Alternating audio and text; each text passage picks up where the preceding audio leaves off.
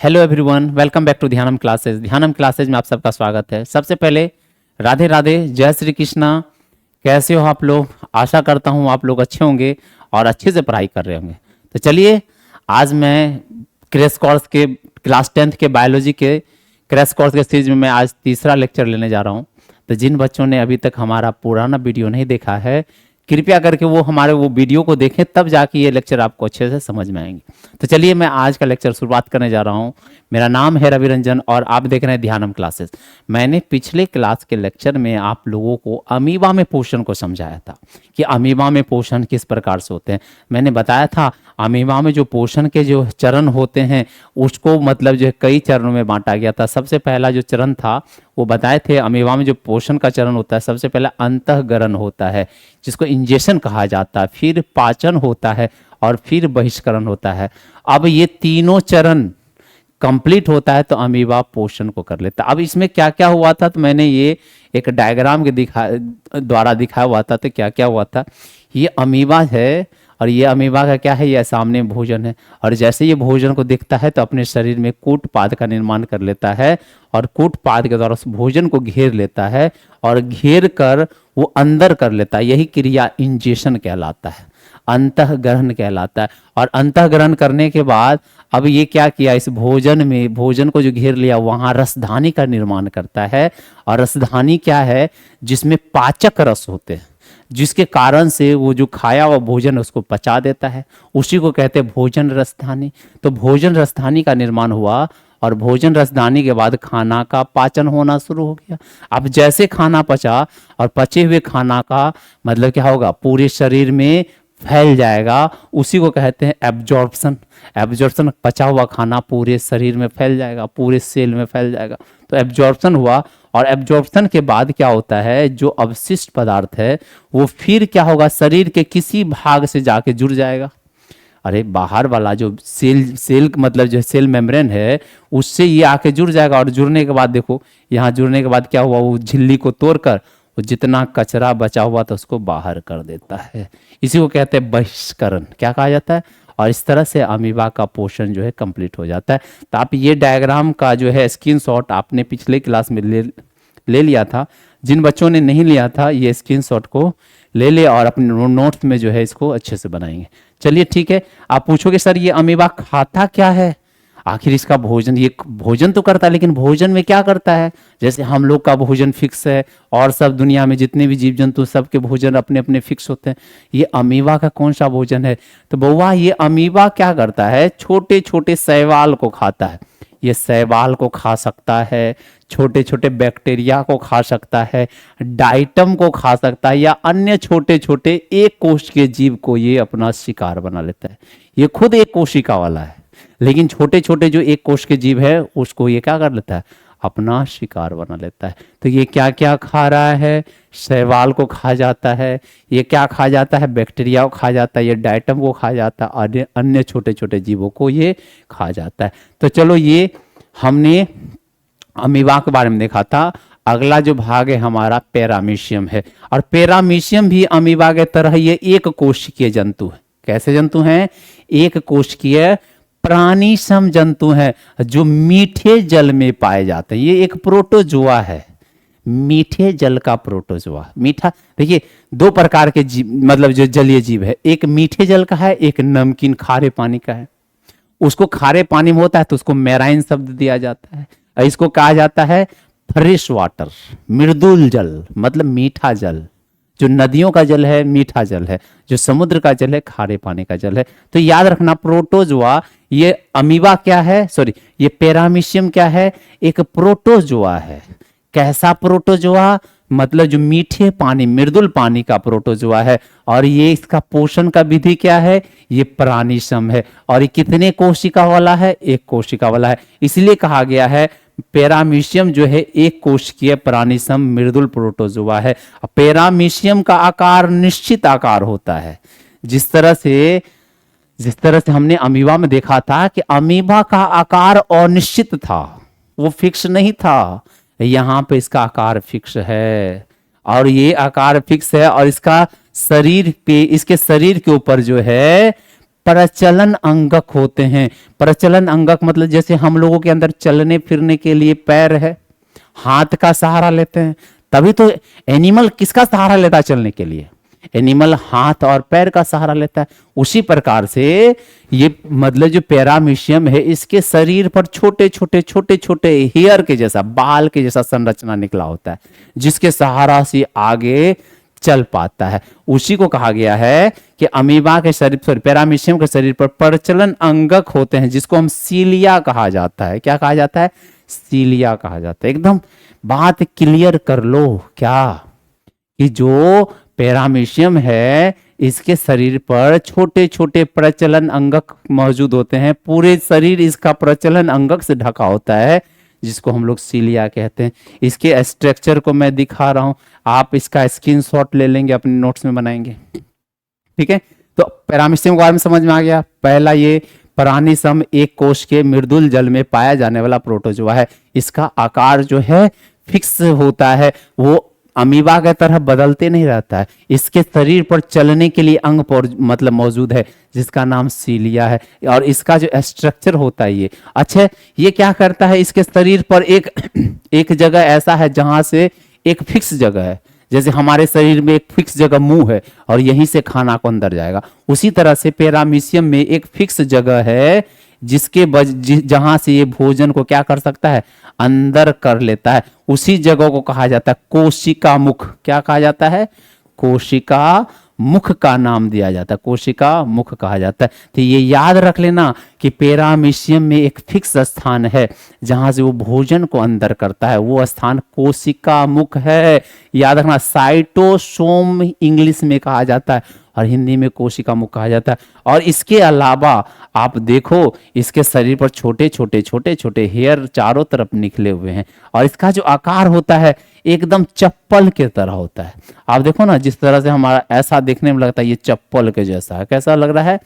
एक पैर में पहनने वाला चप्पल के आकृति का ये दिखता है। और इसके एक जगह फिक्स मुख होते हैं, और इसी मुख का नाम है कोशिका मुख, या इंग्लिश में साइटोसोम कहा जाता है। इसके शरीर पर चारों तरफ क्या है, छोटे छोटे हेयर के जैसा संरचना है। और ये संरचना क्या करता है, प्रचलन अंगक।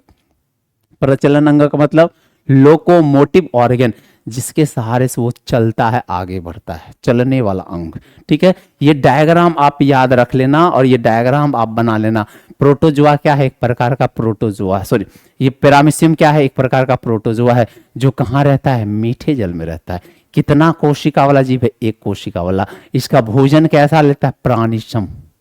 प्राणीसम मतलब जो ठोस और द्रव के रूप में ले। और ये किस प्रकार से भोजन करता है? तो इस डायग्राम में आप देख सकते हो क्या होता है। जैसे ये इसके आसपास भोजन, जैसे मान लो ये हम दिखा रही है भोजन है, ठीक है, ये जो मैंने बिंदा किया है इसको मान लो भोजन है। जैसे ये भोजन इसके आसपास आता है तो ये अपने प्रचलन अंगों को, सीलिया को गति कराता है, हिलाता है। और जैसे सीलिया हिल गया, वो हवा के कारण क्या करता है, अपने अंदर कोशिका मुख के तरफ इसको धक्का देना शुरू कर देता है। और जैसे ये हवा कारण धक्का देता है तो ये कोशिका मुख में चला जाता है, और कोशिका मुख से क्या हो जाता है, ये अपने शरीर के अंदर कर लेता है। और जहां पे अंदर करता है वहां पर भोजन रसधानी बनेगा। अभी जस्ट अमीबा पर थे, अब भोजन रसधानी में पाचक रस है जो खाना को पचाता है, और ये भोजन रसधानी क्या करेगा, उसके अंदर जो है खाना को पचा देगा और पचाकर पूरे शरीर में फैला देता है। तो ये आप इसका एक स्क्रीनशॉट ले लेंगे, अपने नोट्स में बनाते रहेंगे। ठीक है, आगे बढ़ो। क्या अब कहा जाता है, सीलिया में लगातार गति होने से भोजन का कण जो है कोशिका मुख की ओर चला जाता है। कहाँ चला जाता है? भोजन का कण कोशिका मुख की ओर चला जाता है, और उस प्रकार से उसके शरीर में अंदर चला जाता है। और बाकी सब क्रिया जो अमीबा की तरह होता है, जिस तरह से अमीबा में पाचन हुआ, जिस तरह से बहिष्करण हुआ, सेम उसी तरह से होता है। बस अंतर क्या है, अमीबा का शरीर फिक्स नहीं है, इसका फिक्स है। अमीबा भोजन को शरीर के किसी भी सतह से, किसी भी जगह से अंदर कर सकते थे, लेकिन ये एक ही जगह से अंदर करता है, जिसका नाम है कोशिका मुख। अमीबा के शरीर पर कोई चलने वाला प्रचलन अंगक नहीं था, इसके पास चलने वाला प्रचलन अंगक है सीलिया। क्या मौजूद होता है? सीलिया होता है। और बाद बाकी सारा घटना वही पूछा जाएगा, ये किस तरह से पोषण करता है, कितने चरण में करता है, तो आप बता देना। यहाँ पे ये भी 3 चरण में करता है। अंतःकरण, अंतःकरण के बाद क्या होगा? पाचन, पाचन के बाद बहिष्करण। अंतःकरण कैसे कर रहा है? कोशिका मुख के द्वारा। पाचन कैसे हो रहा है? जब भोजन को अंदर करता है तो भोजन रसधानी का निर्माण होता है। अब भोजन रसधानी उस भोजन को पचा देता है और पचाने के बाद क्या होता है? पूरे शरीर में फैलाता है और उसके बाद जो अवशिष्ट पदार्थ बचते हैं उसको शरीर के किसी सतह से वो क्या करता है? बाहर निकाल देता है, बहिष्करण। अमीबा की तरह है, कोई टेंशन वाली बात नहीं है। आप इसका एक बार स्क्रीनशॉट ले लेंगे। ठीक है बच्चों, आप लोगों ने ले लिया? हाँ, आप लोग पढ़ाई करते रहना अच्छे से एकदम, मतलब जो है बार बार रिवीजन। आपके एग्जाम बहुत नजदीक आ चुके हैं। अगर आप थोड़ा सा अपने आप को बहाना मारोगे कि आज दीपावली है, कल ये है, कल वो है, ऐसे में पढ़ाई नहीं होगा, आप अच्छे मार्क नहीं ले पाओगे। पढ़ने वाला जो स्टूडेंट होता है दृढ़ निश्चयी होता है, वो मतलब जो है एकदम कठोर निश्चय कर लेता है मुझे पढ़ना है, वो जीवन में बहुत आगे बढ़ता है। वो डिसिप्लिन होता है, उसके पास अपना टाइम टेबल होता है। ऐसा नहीं कि स्थिति, भैया वो अपना टाइम टेबल मेंटेन करके चलता है। उसको पढ़ाई करना है अगर 8 घंटा, तो दिन में कितना भी कुछ भी कर ले, वो 8 घंटा अपने लिए समय निकालेगा। 24 घंटा में से 8 घंटा निकालेगा और पढ़ाई करेगा। तो आप लोग भी पढ़ाई के प्रति दृढ़ निश्चयी बनो, आप लोग डिसिप्लिन रहो, तभी जाके आप अच्छे कर पाओगे लाइफ में। ठीक है, मेरा काम है आप लोगों को अच्छे से अच्छे कॉन्सेप्ट को देना, अच्छे से अच्छे पढ़ाई कराना। आपका क्या काम है? आपका काम पढ़ना है और उसको बार बार रिवीजन करना है। क्लियर है? तो यहाँ तक आपका हो गया। चलिए अगला टॉपिक में आते। तो हमने निम्न वर्गीय जंतु में पोषण देखा। निम्न वर्गीय जंतु में 2 जंतु को देखा, अमीबा और पैरामीशियम। अब आगे बात करते हैं उच्च वर्गीय जंतु में। और उच्च वर्गीय जंतु में सबसे पहला हम बात करेंगे ह्यूमंस में। मानव में पोषण कैसे होता है? तो मानव के अब पोषण में पढ़ने जाएंगे तो उस टॉपिक को पढ़ेंगे, मानव में पाचन तंत्र, human digestive system topic start होने जा रहा है। और कहा जाता है ये चैप्टर जो है अपने क्लास 10th के लिए ये टॉपिक काफी इंपॉर्टेंट होता है। बहुत सारे क्वेश्चन इसी टॉपिक से रहते हैं, ऑब्जेक्टिव सब्जेक्टिव सब रहता है। तो ये टॉपिक इंटरेस्टिंग भी है और एग्जाम के पॉइंट ऑफ व्यू से बहुत अच्छा है। तो चलिए आज हम मानव के पाचन तंत्र की शुरुआत करने जा रहे हैं। तो सबसे पहला बात है, ये पाचन क्या होता है? अगर मैं आपसे क्वेश्चन पूछूंगा कि पाचन क्या होता है तो आप बताओ क्या बोलोगे? सर खाना खाते हैं, जो खाना पच जाता है उसी को पाचन कहते हैं। नहीं बेटा, ये गलत आंसर है। ऐसे नहीं बोल सकते आप कि खाना खाया, खाना पच गया तो पाचन बोले, ऐसे नहीं होगा। समझ में आया? ऐसे में बोलेगा देखो कितना बेवकूफ लड़का है, कहाँ पढ़ते थे? सर फलना सर ने मुझे पढ़ाया। अब क्या हुआ? आपके साथ साथ वो सर भी गए। ठीक है, तो ऐसे नहीं बोलना है, सबका अपना भाषा है बोलने का। ठीक है, अब मैं बताता हूँ पाचन क्या होता है। जब हम आप खाना खाते हैं तो खाना क्या है? ठोस रूप में होता है और ठोस रूप में एक बड़ा सा रूप अणु के रूप में होता है। अब वो खाना को खाए, सबसे पहला खाए तो मुंह में चबाए, और जैसे खाना चबाया तो खाना का क्या किया? दांतों ने टुकड़ा टुकड़ा किया, छोटे छोटे टुकड़ों में बट दिया, और वो खाना फिर हम निगला।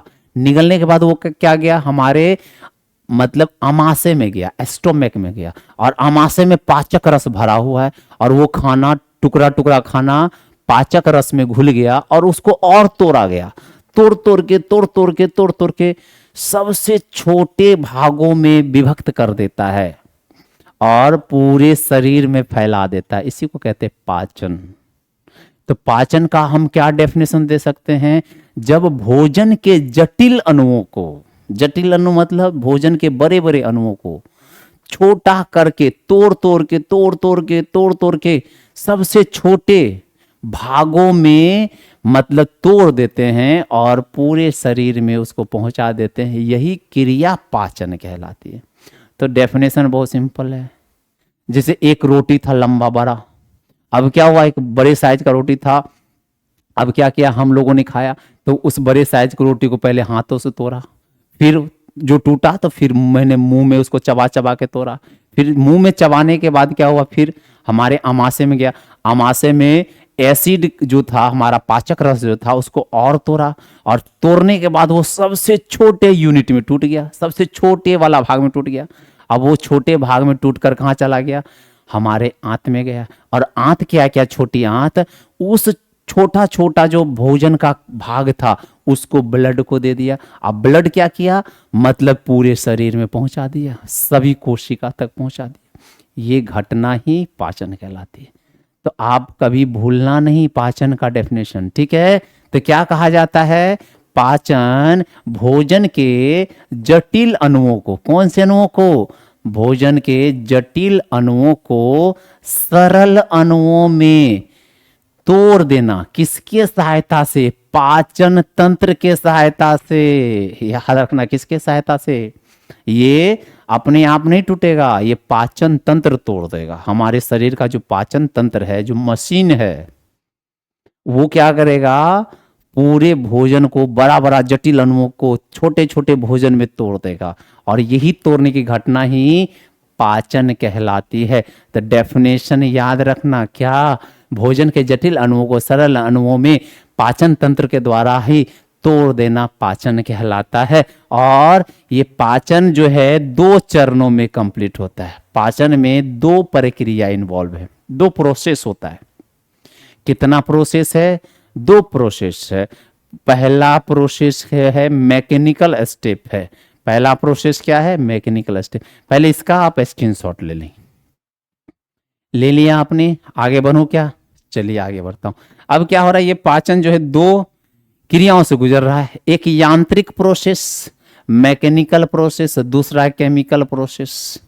अच्छा, मैकेनिकल प्रोसेस क्या है? मतलब जो है इसको मशीन लगा के तोड़ना, दांतों से तोड़ना। मैकेनिकल मतलब यांत्रिक।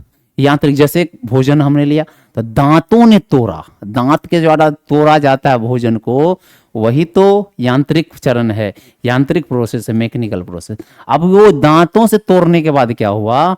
लार सना, लार कहाँ लेके चला गया? उसको अमाशय में ले गया। और अमाशय में केमिकल उसको तोड़ तोड़ के और छोटे छोटे अणु में तोड़ दिया, केमिकल। और वो केमिकल क्या था? पाचक रस, इंजाइम, जो खाना के साथ मिलकर उसको और तोड़ रहा था। और तोड़ते तोड़ते तोड़ते सबसे छोटे भाग में तोड़ दिया। उसी को तो हमने कहा पाचन। समझ में आया? तो पहले क्या किया जाता है? दांतों से तोड़ा जाता है, उसको मैकेनिकल प्रोसेस कहते हैं। और दांतों से टूटने के बाद वो केमिकल प्रोसेस हमारे अमाशय में जाता है, हमारे आंतों में जाता है। और वहां पे कौन सा प्रोसेस होता है? रासायनिक चरण होता है, केमिकल प्रोसेस होता है। तो पाचन का कितना चरण, कितने प्रोसेस हैं? मतलब जो 2 प्रोसेस से पाचन होता है। कौन कौन सा है? पहला एक मैकेनिकल, दूसरा रासायनिक है। तो इसके भी आप स्क्रीनशॉट ले लेंगे। और ये दोनों प्रोसेस को मिला दो तो ये 5 स्टेप में कंप्लीट होता है।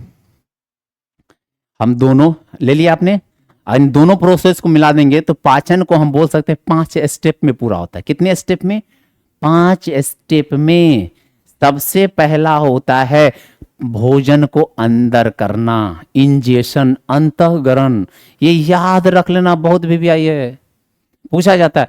पाचन कितने स्टेप में पूरा होता है, कितने चरण में पूरा होता है? 5 चरण में। कौन कौन सा? भोजन अंदर करना। पहला देखो क्या हो रहा है, हमने खाना को चबाया, अंदर किया। अंदर किया मतलब अंतःकरण। और अंदर होके कहाँ गया? अमाशय में। और वहां क्या किया? अब वहां पर पचना शुरू हो गया, डाइजेशन होना शुरू हो गया। तो पहला अंतःकरण और दूसरा पाचन। अब पचने के बाद वो कहाँ चला गया? वो छोटी आंत में गया। और छोटी आंत क्या किया? अवशोषित किया। अवशोषित करके वो भोजन का जो छोटा छोटा टुकड़ा टूट गया था। अच्छा, भोजन सर कौन कौन से छोटे छोटे टुकड़े में कौन कौन से भाग में टूट जाएंगे? तो याद है मैंने बताया था भोजन में क्या क्या है? फैट है, भोजन में कार्बोहाइड्रेट है, प्रोटीन है, मिनरल्स हैं, विटामिन्स हैं। ये सब अलग हो जाएंगे और अलग होके कहाँ चला जाएगा? छोटी आंत में। और छोटी आंत क्या करेगा? इन सभी भागों को ब्लड को दे देगा। अब ब्लड क्या करेगा? इसको पूरे शरीर के पूरे कोशिका में पहुंचा देगा। एकदम क्लियर हो रहा है कैसे हो रहा है पाचन? कि हम जानते हैं भोजन में क्या क्या था? भोजन का सबसे छोटा इकाई क्या था? Carbohydrate, fat, protein, minerals, vitamin, ये सब था भोजन में। अब इसको क्या किए, बड़ा, ये था बड़े रूप में, अनाज के रूप में था, फल के रूप में था, सब्जियों के रूप में था, और उसको हम लोगों ने खाया। तो खाया तो क्या किया, पहले उसको छोटा टुकड़े में तोड़े, जैसे रोटी था, रोटी को हमने हाथों से छोटा टुकड़ा में तोड़ा, फिर उसको फिर मुंह में डाला, मुंह क्या किया, हमारा दांत उसको और छोटा बनाया, फिर वो कहाँ गया, पाचन तंत्र में, अमाशय में। अमाशय में केमिकल था, केमिकल ने उसको और तोड़ा, और तोड़ते तोड़ते तोड़ते तोड़ते उसको किस में बदल दिया, उसका कार्बोहाइड्रेट अलग कर दिया, उसका फैट अलग कर दिया, उसका प्रोटीन अलग कर दिया, उसका विटामिन अलग कर दिया, उसका मिनरल्स अलग कर दिया, और अलग करके किसको दिया, ब्लड को अवशोषित किया। छोटी आंत में वो पचा हुआ भोजन अवशोषित होता है, ब्लड को देता है, ब्लड क्या करता है, पूरी सेल तक पहुंचा देता है। क्लियर हुआ कैसे हो रहा है? तो चलिए, अब वो कहा जाता है सबसे पहला ये 5 स्टेप से होकर गुजरता है। पहला अंतःकरण, भोजन को अंदर करना, फिर अमाशय में जाएगा तो वहां पाचन होना शुरू हो जाएगा, पचने के बाद अवशोषण होगा। अवशोषण मतलब वो पचा हुआ भोजन को हमारा मतलब जो छोटी आंत अवशोषित करके किसको देगा, ब्लड को। इसको कहते हैं अवशोषण, अवशोषित करना, मतलब एब्जॉर्प्शन कहा जाता है। और अवशोषण होने के बाद क्या होगा, ये पूरे शरीर में फैल जाएगा। स्वांगीकरण, सांस से एनर्जी निकलेगा वहां से, हम बात करेंगे स्वांगीकरण का, ठीक है। अब फिर उसके बाद क्या हुआ, उसके बाद जो शरीर में कचरा बचा, अवशिष्ट बचा, उसको बाहर करने का प्रोसेस होगा, उत्सर्जन। और ये पांचों चरण मिलता है तब हमारे पाचन के सभी चरण कंप्लीट हो जाते हैं। पाचन में 5 स्टेप इन्वॉल्व है। कौन कौन सा, याद रखो, अंतःकरण, फिर उसके बाद पाचन, फिर अवशोषण, अवशोषण मतलब ब्लड को दे रहा है, फिर स्वांगीकरण, एसिमिलेशन, और फिर उत्सर्जन, कचरा बचा है बाहर कर देगा। तो याद हुआ पाचन कितने चरण में, 5 चरण में। ये आप लोग नोट कर लेना, ठीक है, स्क्रीनशॉट ले लो आप लोग। ये 5 चरण में हो रहा है, इंजेक्शन, डाइजेशन, एब्जॉर्प्शन, एसिमिलेशन और डेफिकेशन, उत्सर्जन। आगे बढ़ूं, चलिए बहुत अच्छा। अब सबसे पहला पढ़ने जा रहे हैं डाइजेस्टिव सिस्टम क्या है, पाचन तंत्र क्या है। देखो, पाचन तंत्र जो हमारे शरीर में खाना पचाने के लिए जो जो अंग मिलकर काम करते हैं, उन सभी अंगों को ही पाचन तंत्र कहते हैं। तंत्र मतलब क्या, अंगों के समूह को ही तंत्र कहते हैं। और कौन से अंग का समूह, जो पचाने वाला है, पाचन वाला है, उन सभी को मिलाकर सम्मिलित रूप में पाचन तंत्र का नाम देते हैं। क्लियर हो रहा है, पाचन तंत्र क्या है, जो पचाने वाला तंत्र है, जो पचाने वाला अंग है, उन सभी अंगों के सम्मिलित रूप को ही पाचन तंत्र कहा जाता है। अब कहा जाता है, ये पाचन तंत्र का जो डेफिनेशन दिया गया यहाँ पे, आहार नाल तथा इससे संबंधित ग्रंथि जैसे लीवर, अग्नाशय, लार ग्रंथि, ईटीसी मिलकर पाचन तंत्र का निर्माण करते हैं। अभी हम जस्ट बताए थे कि पाचन तंत्र क्या है, जो हमारे शरीर में पचाने वाला अंग है, उन्हीं अंगों का सम्मिलित रूप है पाचन तंत्र। बोलोगे सर कौन कौन से अंग भाग लेते हैं, उसमें मुख्य रूप से 2 अंग भाग लेते हैं। एक अंग ऐसा है जिसका नाम आहार नाल है। क्या नाम है, ये पाचन तंत्र जो है, पाचन तंत्र, इसमें एक प्राथमिक पाचन तंत्र है जो डायरेक्ट खाना को पचाता है, जैसे उसको हम कहते हैं आहार नाल है, ठीक है। और एक है पाचक ग्रंथि, मतलब सहायक पाचक ग्रंथि, सहायक पाचक ग्रंथि, और ये सहायता करता है, डायरेक्ट ये इन्वॉल्व नहीं है। खाना को पचाने में आहार नाल डायरेक्ट भाग लेता है। ये क्या लेता है, डायरेक्ट भाग लेता है खाना के पचाने में, जो पाचन में डायरेक्ट भाग लेता है। पाचन में आहार नाल क्या है, आहार नाल जो डायरेक्ट खाना को पचा रहा है वो आहार नाल है। अच्छा, जो डायरेक्ट नहीं पचाकर सहायता दे रहा है, जैसे लीवर, जैसे हमारे मुंह में जो है लार ग्रंथि, जो लार निकलता है, वो सहायक है, सहायता देता है, इसलिए नाम है सहायक पाचक ग्रंथि। इसके अलावा अग्नाशय ग्रंथि, ये सब ऐसे ग्रंथि हैं, ऐसे अंग हैं जो हमारे खाना के पचने में सहायता देते, इसलिए नाम सहायक ग्रंथि। तो पाचन तंत्र में मुख्य रूप से दो दो अंग हैं। कौन कौन सा? एक आहार नाल और दूसरा पाचक ग्रंथि, सहायक पाचक ग्रंथि। आहार नाल क्या है? जो डायरेक्ट खाना को क्या कर रहा है? पचा रहा है। पूछोगे सर आहार नाल होता क्या है, आप समझाओ। तो एक एक करके पढ़ूंगा, पहले आहार नाल फिर पाचक, सहायक पाचक ग्रंथि। तो चलिए इस बात को आप समझ गए हैं, ये क्या कहा जा रहा है। अब इसी भाषा को डेफिनेशन में लिखा गया है पाचन तंत्र का।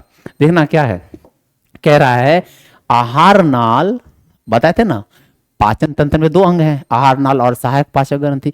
आहार नाल तथा इससे संबंधित ग्रंथि जैसे लीवर, अग्नाशय, लार ग्रंथि मिलकर पाचन तंत्र का निर्माण करते हैं। अब पहला नंबर आता है आहार नाल क्या होता है। तो एकदम याद रखना, मानव की आहार नाल की शुरुआत मुख गुहा से लेकर मलाशय तक जाता है। आहार नाल अभी पढ़ रहे हैं आहार नाल के बारे में, फिर बाद में पढ़ेंगे सहायक पाचक ग्रंथि के बारे में। आहार नाल अभी पढ़ रहे हैं, तो आहार नाल क्या है कि उसकी शुरुआत हमारी मुंह से होती है। ये जो मुंह जो देख रहे हो ना, आहार नाल का सबसे ऊपरी भाग है। और कहां तक जाता है? मल द्वार तक, मलाशय, जिसको अपने लोग कहते हैं रेक्टम। वो जो एनस लास्ट उसका भाग है, रेक्टम के आगे होता है एनस, और एनस जो उसका आखिरी भाग है, मलाशय जिसको कहते हैं मल द्वार, जहां से मल निकलता है। जो हमारे भोजन का अवशिष्ट बच जाता है वो मल कहां से निकलता है? वो मलाशय से होकर निकल जाता है। तो इसकी शुरुआत कहां से हो रही है? मुंह से। कहां तक? मलाशय। और उतना लंबा है, अब पता है कितना है? लगभग लगभग 20 से 25 फीट का है। और मीटर में बोलेंगे तो 8 से 10 मीटर लंबा है, बहुत लंबा है। जैसे 20 फीट का एक पाइप ले लो, वो उतना लंबा होता है हमारे अंदर ये आहार नाल। चलो दिखाता हूं इसका, पहले आप स्क्रीनशॉट ले लेंगे फिर मैं आगे बढ़ता हूं। ठीक है, ले लिया आपने स्क्रीनशॉट, चलिए आगे बढ़ता हूं। ये देखो ये डायग्राम, ये क्या है? हमारा मुख है। ये क्या है? हमारा आहार नाल का भाग है, ये मुख है। ये मुख है, माउथ। ठीक है, और ये मुख है, यहां से शुरू हुआ, और ये हमारा क्या है? एसोफेगस, जिसको फूड पाइप कहते हैं। और फिर ये जो आप देख रहे हो ये हमारा अमाशय है। क्या है ये? हमारा अमाशय, जिसको एस्टोमैक कहते हैं। और अमाशय के बाद हमारी छोटी आंत शुरू हो जाती है। ये पतला वाला जो देख रहे हो ना, ये छोटी आंत है, ये छोटी आंत है, छोटी आंत। और छोटी आंत के बाद आप ये देखोगे मोटा मोटा पाइप आपको नजर आ रहा होगा ऊपर तक। यहां से शुरुआत हुआ, ऊपर में यहां तक आया। ये वाला मोटा जो भाग दिख रहा होगा ये आपको बड़ी आंत है। और बड़ी आंत जहां समाप्त होता है वो मलाशय है, एनस, ये मलाशय है। तो कहां से शुरुआत हुआ? मुख से स्टार्ट हुआ। कहां से स्टार्ट हुआ है? ये मुख से शुरू हुआ है। अब मुख के बाद क्या है? सबसे पहला मुंह आ गया, ये अपना मुंह। फिर ये नली जो है इसको कहते हैं फूड पाइप, एसोफेगस।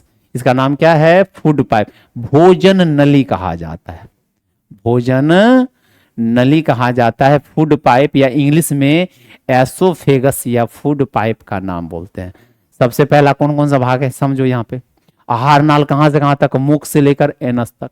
सबसे पहला मुख है, मुख गुहा। उसके बाद भोजन नली, फूड पाइप, एसोफेगस।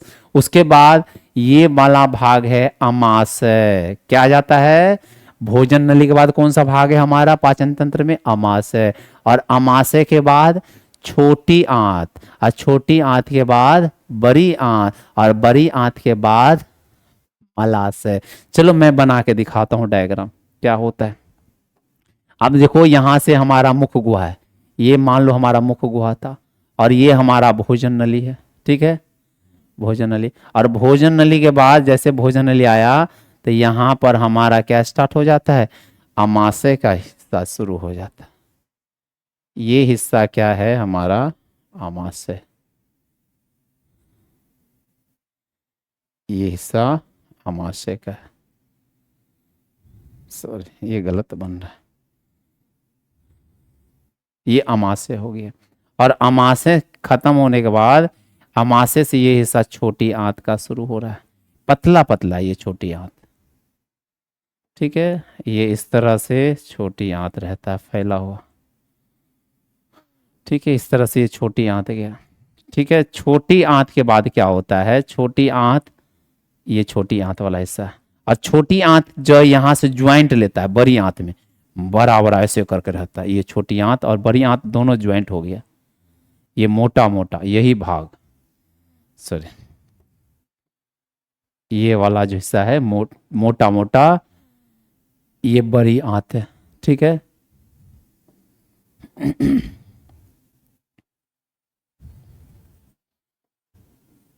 ये बड़ी आंत है, और बड़ी आंत पे यहाँ पे क्या लगा हुआ है, यहाँ पर मलाशय लगा, लास्ट में जो है ये मलाशय, जिसको अपने लोग मल द्वार के नाम से भी जानते हैं, ये मल द्वार, ये मलाशय, ये मुख गुहा था, मुख था, मुख था, ये भोजन नली था, एसोफेगस फूड पाइप, ये हमारा क्या था, आमाशय। ठीक है, और ये क्या है हमारा, छोटी आंत, पतला पतला जो पाइप है वो क्या है, छोटी आंत है, छोटी आंत। और उसके बाद कौन सा स्टार्ट हो रहा है, ये बड़ी आंत है। ठीक है, और ये क्या है लास्ट में, मलाशय। तो कहाँ से शुरुआत हुआ है, मुख गुहा से, खत्म कहाँ हो रहा है, मलाशय। और ये सब एक ही पाइप का बना हुआ है, ऐसा नहीं कि सर मतलब जो है ये मुख गुहा अलग है, भोजन नली अलग है, आमाशय अलग है, छोटी आंत अलग है, बड़ी नहीं बेटा, ये सब एक हिस्सा ही है, अलग अलग हिस्सा नहीं है। और ये यहां से शुरुआत हो रहा है, और जब इसको सीधा करोगे तो पता है कितना मीटर मिलेगा, 8 से 10 मीटर, मतलब लगभग लगभग 20 फीट प्लस होता है, 20 से 22 फीट के बीच का ये लंबा होता है। उतना ही समझो जितना हम लोग घरों में चापाकल का जो अपने क्षेत्र में क्या होता है, मतलब 20 से 25 क्षेत्र, मतलब जो है मिल जा रहा है, पानी अवेलेबल होता है। ये चापाकल का जो पाइप है ये 20 से 25 फीट का, और वही 20 से 25 फीट ये लोगे तो ये इतना लंबा आपको पाइप मिल जाए। पाइप इतना लंबा है तो बहुत बड़ा हमारा पाचन तंत्र का हिस्सा होता है। तो आपको समझ में आ गया पाचन तंत्र मतलब जो है, पाचन तंत्र में 2 अंग आते हैं, 2 हिस्सा है, एक आहार नाल का, दूसरा सहायक पाचक ग्रंथि। आहार नाल का शुरुआत कहाँ से हो रहा है, मुख गुहा से, अंत कहाँ हो रहा है, मलाशय में। मुख गुहा में पहला भाग मुख है, उसके बाद फूड पाइप है, उसके बाद अमाशय है, उसके बाद छोटी आंत है, उसके बाद बड़ी आंत है, और उसके बाद क्या है, मल द्वार है। अच्छा आपको पता है ये जो छोटी आंत है और बड़ी आंत जहां पे ज्वाइंट होता है, ये जगह पे देखो ना, ये जगह पे दोनों ज्वाइंट हो रहा है, इस ज्वाइंट वाला भाग को ही, यहां पर इस वाला भाग को ही कहते हैं अपेंडिक्स। अपेंडिक्स कहाँ होता है, ये ज्वाइंट पे होता है। कौन से ज्वाइंट पर, जब जहां छोटी आंत और बड़ी आंत ज्वाइंट होता है उसी भाग पे एक छोटा सा संरचना लगा, हम दिखाएंगे, उस छोटा सा संरचना उसी को कहा जाता है अपेंडिक्स। क्लियर है। अच्छा एक बात और, जहां पर हमारा छोटी आंत और अमाशय का हिस्सा चालू होता है वहां पर एक ग्रंथि आपको दिखाई देगा, उसी ग्रंथि का नाम है अग्नाशय ग्रंथि, पैनक्रियास। ठीक है, तो मैं आपको सिर्फ एक ये आपको बना के दिखाने रहा, एक समझा रहा हूं ओवरव्यू। इसका जब हम बनाएंगे डायग्राम तब वहां पे आपको क्लियरली वहां पे दिखाऊंगा कैसे क्या होता है। ठीक है, आप स्क्रीनशॉट लेना चाहते हैं ले सकते हैं इसका।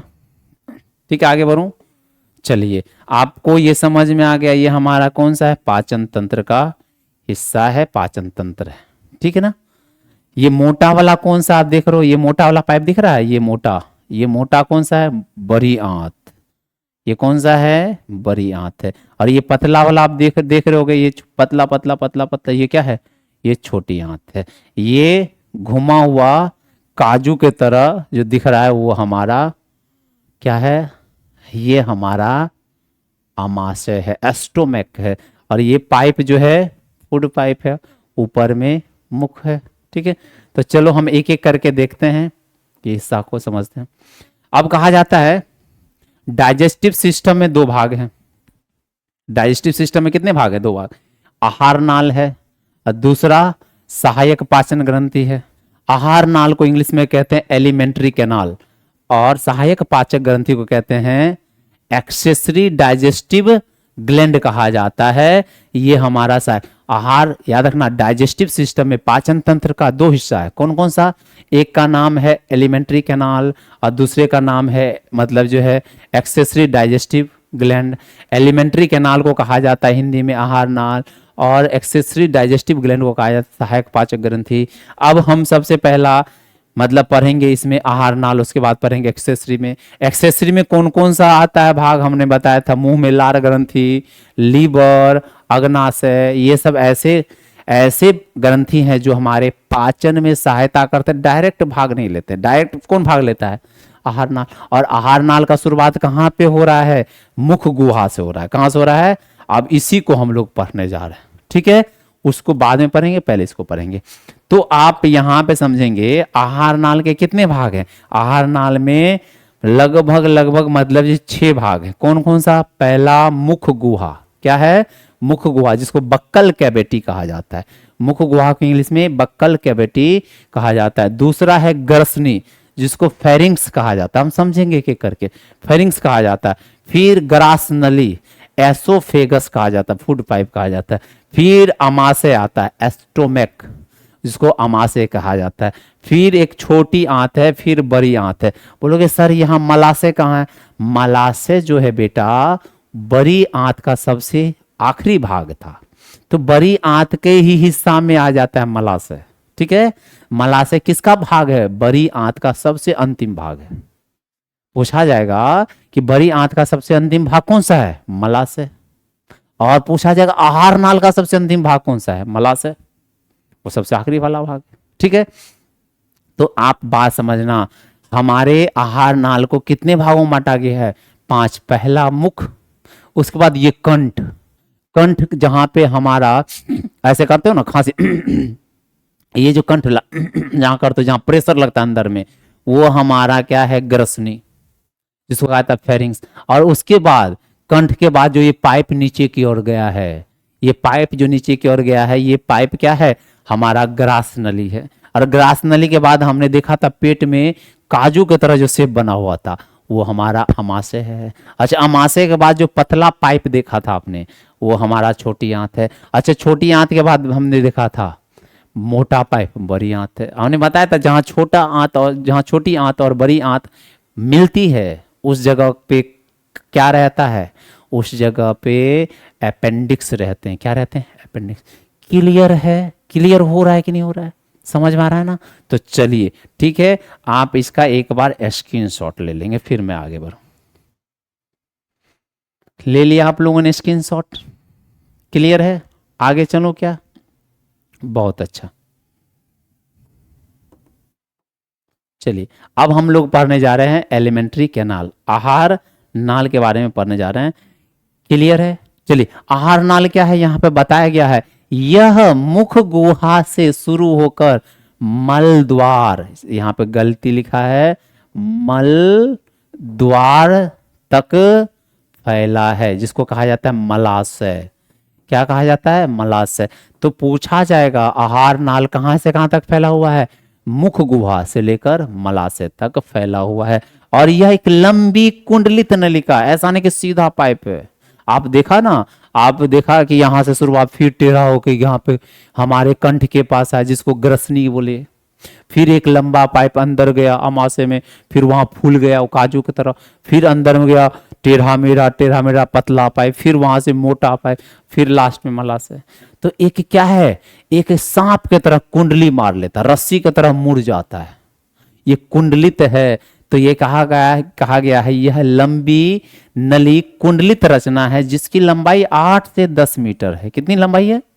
8 से 10 मीटर।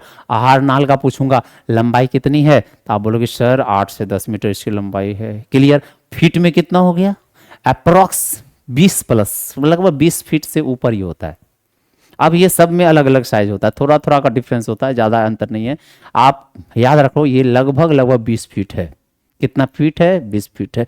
तो ये कितना है? 8 से 10 मीटर होता है। और इसके कई भाग होते हैं।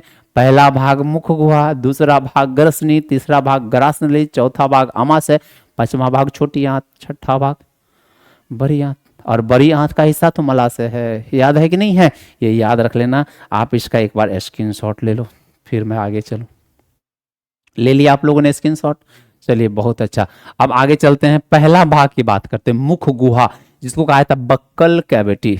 अच्छा बताओ, मुख गुहा मतलब हमारे मुंह। अच्छा बताओ, मुंह में कौन सा हिस्सा है जो पाचन में सहायता लेता है? अरे जो खाना चबाते हो ना, मुख से ही चबाते हो ना, बताओ कौन कौन सा हिस्सा है? बोलोगे सर मुंह में तो दांत है, मुंह में तो जीभ है, और उसके अलावा क्या? बताओ बताओ बताओ, उसके अलावा। अरे बताओ ना, लार निकल रहा है ना क्या है? अरे मुंह से ही आ रहा है कि नहीं आ रहा? मुंह में ही हमारे लार ग्रंथि उपस्थित होते हैं, लार ग्रंथि। ठीक है, अब बात करूंगा लार ग्रंथि का। तो हम क्या बोले हैं, हमारे मुंह में क्या है? दांत है, जीभ है और लार ग्रंथि। ये तीनों कहाँ पाए जाते हैं? मुख गुहा में पाए जाते हैं, जिसका इंग्लिश में नाम होता है बक्कल कैविटी। क्या नाम है? देखो ना, बक्कल कैविटी या ओरल कैविटी कहा जाता है। अब पहले पढ़ेंगे अपने लोग किसके बारे में? अपने लोग दांत के बारे में पढ़ेंगे, जीभ के बारे में फिर पढ़ेंगे, फिर लार ग्रंथि के बारे में पढ़ने जा रहे हैं। क्लियर हुआ? अब चलिए आगे बढ़ता हूं, दांत के बारे में पढ़ने जा रहे हैं। ह्यूमन टीथ, हम जानते हैं ह्यूमन टीथ, ये ह्यूमन टीथ की संरचना है, आप लोग इसको बना लेना। ये ह्यूमन टीथ का संरचना है, क्लियर है? अच्छा मैं इसका संरचना बनाता हूं ह्यूमन टीथ का, आपको दिखाता हूं। जो मानव के दांत होते हैं, ह्यूमन टीथ, ह्यूमन टीथ, मानव के दांत। अच्छा पता है मानव का दांत क्या है? ऊपर से जब देखोगे तो मानव का दांत में इस तरह का आपको संरचना देखने को मिलेगा। यहाँ पे आपको मानव के दांतों का जड़ देखने को मिलता है, ये जड़ वाला भाग है, ये ह्यूमन टीथ है। अच्छा आप देखना, इसको दो भाग, तीन भागों में बांटा गया है। एक यहां से हमारा, यहां से नीचे मसूड़ा के अंदर होता है, ये क्या है? मसूड़े के अंदर वाला भाग है, ये मसूड़ा है,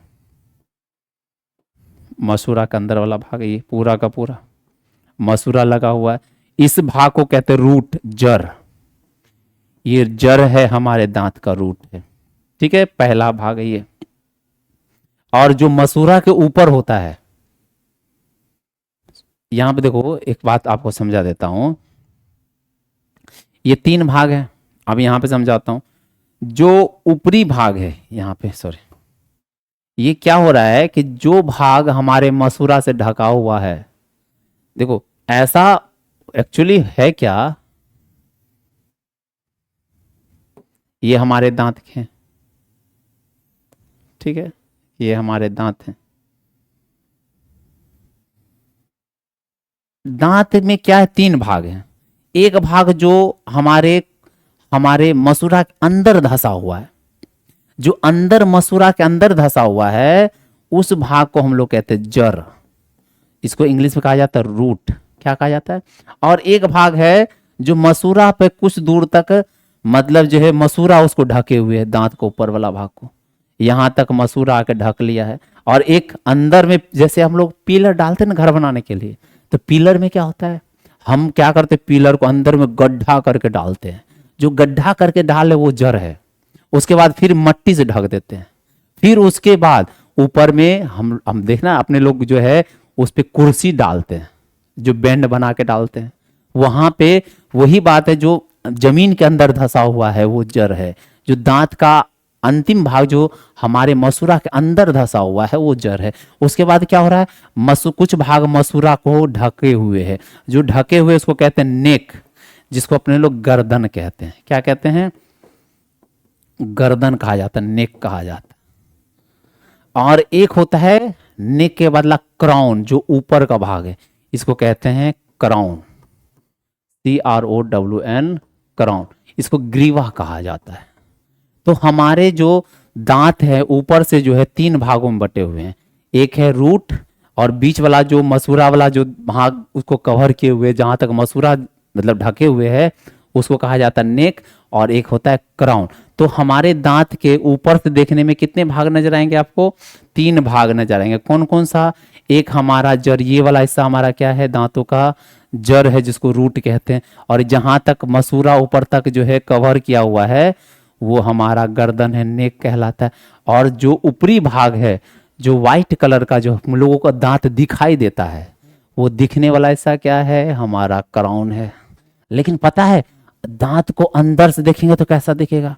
जरा सोचो, दांत को तोड़ते गए देख रहे हैं कि दांत आखिर किन किन चीजों, जैसे पिलर बनाए ना, तो पिलर जैसे हम मतलब जो पिलर बनाते हैं तो क्या करते हैं, सबसे पहले गिट्टी छड़ बालू डाल के उसको जमाते हैं, और जमने के बाद क्या होता है, हम उस पर प्लास्टर कर देते हैं। प्लास्टर करने के बाद क्या चढ़ाते हैं, पेंट चढ़ाते हैं। वही बात है, सबसे पहला अगर पिलर को आप तोड़ोगे तो सबसे पहला पेंट निकलेगा, पेंट टूटने के बाद क्या होगा, प्लास्टर वाला हिस्सा निकलेगा, फिर प्लास्टर तोड़ोगे उसके बाद क्या निकलेगा, वहां से क्या निकलेगा, कंक्रीट निकलेगा, वहां से सीमेंट निकलेगा, वहां से छड़ निकलेगा। सेम उसी तरह से हमारा दांत भी 3 भागों में है। कितने भागों में है? 3 भागों में।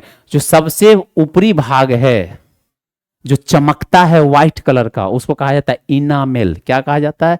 इनामेल। उसके बाद जो है उसके अंदर जाओगे, जो प्लास्टर किया हुआ है, जो पेंट उखाड़े व्हाइट कलर का, इनामेल था। अच्छा, उसके अंदर जो प्लास्टर वाला जो भाग किए हैं, वो प्लास्टर वाला पीला भाग था जिसका नाम डेंटाइन था।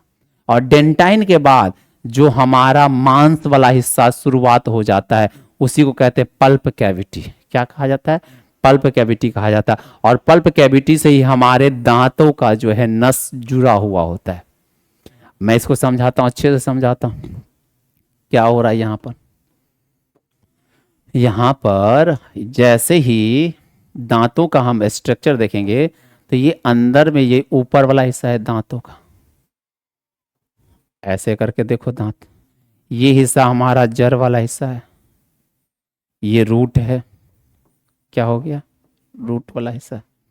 अच्छा, पता है ये जो ऊपर में मोटा मोटा व्हाइट कलर का परत होगा, ये ऊपर में मोटा मोटा व्हाइट कलर का जो परत होगा, ये वाला, इसी मोटे परत को हम लोग कहते हैं इनामेल। क्या कहा जाता है? इनामेल का नाम दिया गया है इसका। ये कौन सा भाग है? हमारे दांतों का इनामेल है। ठीक है। और इसके अंदर क्या होता है, जब ये भाग, जैसे हम लोग का दांत जो कीड़ा खाते हैं ना, कीड़ा खाने के बाद सबसे पहला वो इनामेल को हटाता है, और इनामेल हटने के बाद कुछ दूर तक जब छिद्र होगा, उसके बाद एक पीला पीला भाग शुरू हो जाता है। यहां से पीला भाग शुरुआत हो जाएगा, ये वाला भाग, ये पीला वाला भाग शुरू हो जाएगा, ये पीला वाला भाग। ये पीला वाला जो भाग है वो हमारे दांतों का डेंटाइन हिस्सा है, उसको कहा जाता है डेंटाइन। ये पीला वाला भाग, ये डेंटाइन हिस्सा है, डेंटाइन वाला हिस्सा है। क्लियर है? और जो अंदर का भाग है रेड रेड कलर का, यहां से अंदर वाला भाग जो है आपका शुरुआत हो जाएगा, यहां से अंदर वाला हिस्सा जो है शुरुआत होना शुरू हो जाता है। इसी का नाम है पल्प कैविटी। क्या कहा जाता है? पल्प कैविटी कहा जाता है। और यहीं से हमारे दांतों के नस जुड़े होते हैं, जो हमारे पूरे शरीर को जो है जिंदा रखते। नहीं कहता दांत जिंदा है।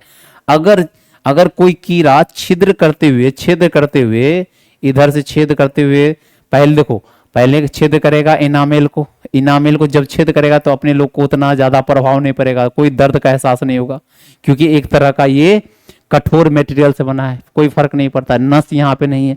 फिर इसको छेद करते हुए जब पल्प कैविटी को छेद कर देगा, कोई भी फर्क नहीं पड़ेगा। लेकिन पल्प कैविटी को जब पूरा छेद कर देगा, कहां तक का रास्ता खोल देगा? ये जब रास्ता खोल देगा हमारे पल्प कैविटी तक का, डेंटाइन को भी छेद किया, पहला छेद किया इनामेल को, दूसरा छेद किया डेंटाइल को, और डेंटाइल को छेद करने के बाद जब इनामेल वाला हिस्सा में आएगा तो बउआ वो इनामेल मतलब जो है सर डेंटाइन को छेद करते हुए जो पल्प कैविटी वाला हिस्सा पे आएगा, तो पल्प कैविटी हमारे शरीर के नसों से जुड़ा होता है। उस पर थोड़ा सा भी अगर चोट लगेगा, थोड़ा सा भी उस पर खाना गया तो वो दर्द करना शुरू, तो हम लोग चिल्लाना शुरू कर देते हैं। तो हम लोग कब चिल्लाते हैं, कब दांत में दर्द होता है? जब हमारे इनामेल में छेद कर दे तो कोई फर्क नहीं पड़ता है, डेंटाइन को भी छेद कर दे कोई फर्क नहीं पड़ता है, लेकिन वो डेंटाइन को छेद करते करते मतलब पल्प कैविटी तक पहुंच जाता है, इसको कहते हैं पल्प कैविटी। पल्प कैविटी तक पहुंच जाता है। तो पल्प कैविटी में पहुंचने के बाद पल्प कैविटी हमारे किससे जुड़ा हुआ है? हमारे नसों से जुड़ा होता है। और यहां पर मतलब जब ठंडा पानी पियोगे फिर दर्द होगा, गर्म पानी पियोगे उसमें भी दर्द होगा, मीठा खा लो उसमें दर्द होगा, कुछ चबा लो उस दांत से, मतलब जैसे वहां पे चोट लगेगा दर्द होना शुरू, तो हम लोग चिल्लाना शुरू कर देते हैं। तो याद रखना, तो हमारे दांतों का संरचना आंतरिक रूप में 3 स्तरों में बना है। पहला स्तर इनेमल का है, दूसरा स्तर डेंटाइन का है, तीसरा स्तर क्राउन का है, सॉरी पल्प कैविटी का है।